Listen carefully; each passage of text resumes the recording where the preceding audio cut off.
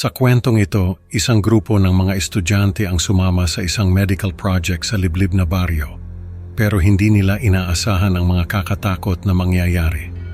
Ang kanilang professor, si Ma'am Rosing, ay may lihim na plano na magpapabago sa kanilang buhay magpakailanman.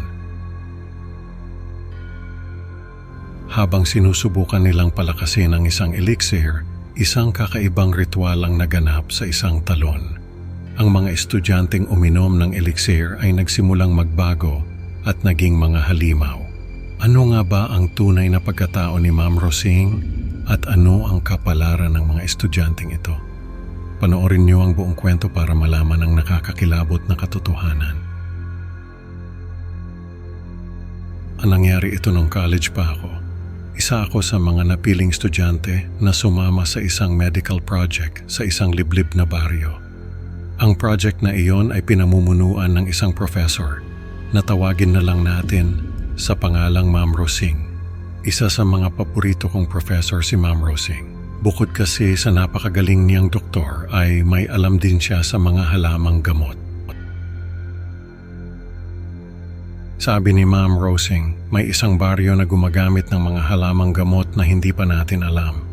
Ang project namin ay makilala ang mga halamang gamot na iyon at pag-aralan ang mga medicinal properties ng mga ito. Halos isang buwan din kaming nanatili sa baryo na iyon. Maraming halamang gamot ang itinuro sa amin ng mga nakatatanda roon. Lahat ng iyon ay sinubukan namin at pinag-aralan. Si Ma'am Rosing ang gumabay sa amin para malaman ang mga medicinal properties ng mga halamang gamot na iyon. Sa tulong niya ay nakabuo kami ng isang napakalakas na elixir. Isang beses lang namin ginamit yung elixir sa isang halaman. Pero grabe yung naging epekto. Yung halaman na pinaglagyan namin ng elixir ay lumago ng husto. Parang biglang naging buhay na buhay yung halaman. Doon namin naisip na kung sa halaman pa lang ay ganun nakalakas yung epekto ng elixir, paano pa kaya kung sa tao namin gagamitin? Baka makapagpagaling yon ng kahit anong sakit. Pero sabi ni Ma'am Rosing ay hindi namin dapat gamitin sa tao yung elixir dahil hindi pa namin alam ang magiging epekto noon. Pero dahil sa nakita namin sa halaman ay hindi namin maiwasan na mag-expect na baka nga makapagpagaling yon ng kahit anong sakit. May ilan sa amin na nagsuggest na subukan sa tao yung elixir. Pero sabi ni Ma'am Rosing ay hindi pa kami handa para sa ganoon kalaking eksperimento. Pero may naisip daw siyang paraan para mas mapalakas pa yung elixir na ginawa namin. Kailangan lang daw namin sumunod sa mga utos niya. Sabi niya ay may isang talon na kailangan naming puntahan. Doon daw namin isasagawa ang isang ritual para mas mapalakas pa yung elixir. Nagtaka kami dahil parang hindi naman scientific yung sinasabi ni Ma'am Rosing. Pero dahil sa respeto namin sa kanya ay pumayag na rin kami. Isa pa ay curious din kami kung ano yung sinasabi niyang ritual. Pagdating namin sa talon ay may kakaibang naramdaman ako. Parang may bumubulong sa akin na huwag kaming tumuloy pero hindi ko yun pinansin. Baka guni-guni ko lang. Nagsimula na si Ma'am Rosing sa ritual. Naglagay siya ng mga dahon sa bote ng elixir tapos ay binuhusan niya yon ng tubig mula sa talon. Habang ginagawa niya yon ay may sinasabi siyang mga kataga na hindi namin maintindihan. Doon na ako kinabahan. Parang may mali sa ginagawa namin pero wala akong magawa. Si Ma'am Rosing ang leader namin at kailangan namin siyang sundin. Pagkatapos ng ritual ay pinasa ni Ma'am Rosing yung bote sa amin. Kanya-kanya daw kaming inom ng elixir dahil lahat daw kami ay may karapatang makinabang sa ginawa namin. Natigilan ako.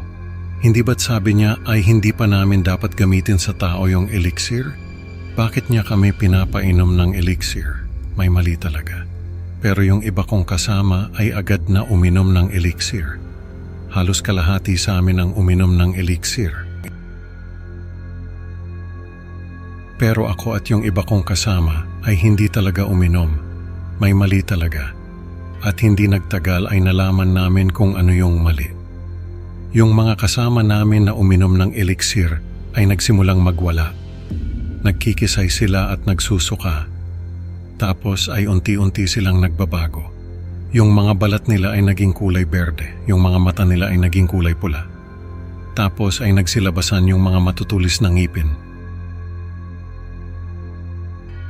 Nagsigawan kami, hindi namin alam kung ano ang nangyayari. Pero si Ma'am Rosing ay nakangiti lang. Sabi niya ay matagal na niyang gustong makagawa ng mga alagad na halaman. Pero hindi niya magawa dahil hindi niya alam ang tamang timpla ng elixir. Mabuti na lang daw at tinulungan namin siya. Doon namin nalaman na niloko lang kami ni Ma'am Rosing. Hindi pala siya isang doktor, isa pala siyang mangkukulam. Nagkatinginan kami ng mga kasama kong hindi uminom ng elixir. Alam namin na kailangan naming umalis doon. Tumakbo kami pabalik sa baryo. Yung mga kasama namin na nagbago ay sinugod si Ma'am Rosing. Pero bago pa nila ito maabot ay naglaho na si Ma'am Rosing. Pagdating namin sa baryo ay sinabi namin sa mga tao ang nangyari. Pero bago pa sila makapaghanda ay nagdatingan na yung mga kasama namin na nagbago. Naging halimaw sila na walang ibang ginawa kundi manira ng mga bahay at umatake ng mga tao. Maraming nasaktan at namatay sa ginawa nila. Hindi na namin nakita pa si Ma'am Rosing. Ang huling balita namin ay nagpunta siya sa bahay namin sa bayan. Pero hindi na siya nakita pa. Hindi ko alam kung ano ang nangyari sa mga kasama kong nagbago.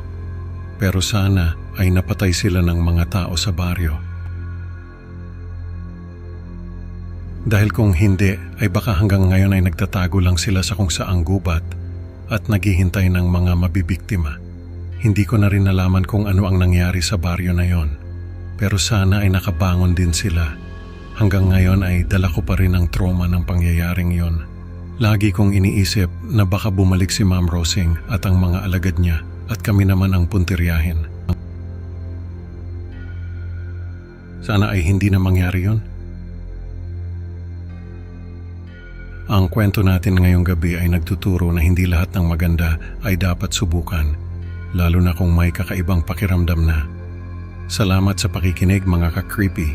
Huwag kalimutang mag-like at mag-subscribe para sa mas marami pang Tagalog horror stories.